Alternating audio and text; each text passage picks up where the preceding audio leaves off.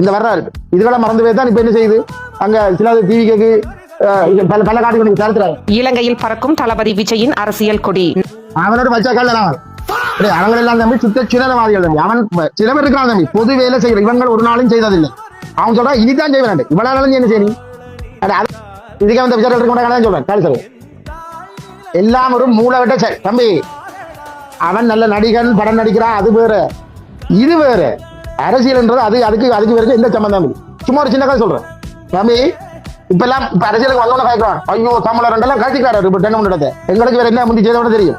முந்தி தம்பி இங்க சனம் செத்து போச்சு, இங்க எல்லாம் அடிச்சோண்டு அடிச்சு சனம் செத்து கொண்டு இருக்கு. அப்ப டக்கண்டு இந்த ஐநா அனுப்புறதுக்கு அந்த கையெழுத்து வேட்டியான்னு சொல்லி அதை ஐநா அனுப்பினா கொஞ்சம் ஸ்டாப் பண்ணுவாங்க. இங்க அடிச்சு சனம் செத்து கொண்டு இருக்காங்க.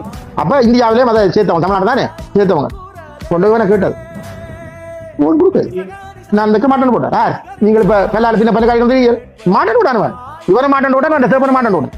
பன்னாட்டு நீதிமன்றத்தில் நிறுத்த வலியுறுத்தி நடைபெற்று வரும் கையெழுத்து இயக்கத்தில் கையெழுத்து போட நடிகர் விஜய் மறுத்திருப்பது உலக தமிழர்களை அதிர்ச்சி அடைய செய்துள்ளது. என்ன அந்த நேரம் யாரோட இருந்தது தெரியுமோ? இன்றைக்கு யாரை எதிர்த்து கொண்டிருக்கிறார்? டிஎம்கே அவருக்கு எதிர்ப்பு சொல்லுகிறார். அந்த நேரம் டிஎம்கோட இருந்தவர் கலைஞர் அவர்களுக்கு ஒரு செலவு வைக்கணும்னு நான் ஆசைப்படுறேன்.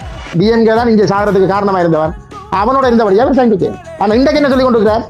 உங்களுக்கு இந்த செத்தவுடன் உங்களுக்கு தெரியாது எங்களுக்கு அவரை வர நினைக்கிறார். சிலா யோஜனை இருக்கு, அவள் ஒரு நாள் விட்டுட்டு வந்திருக்கிறார். இப்ப நாகன் பூச்சி எல்லாம் வாங்கி இப்படித்தான் கூட்டங்கள் இப்படித்தான் கூட்டம்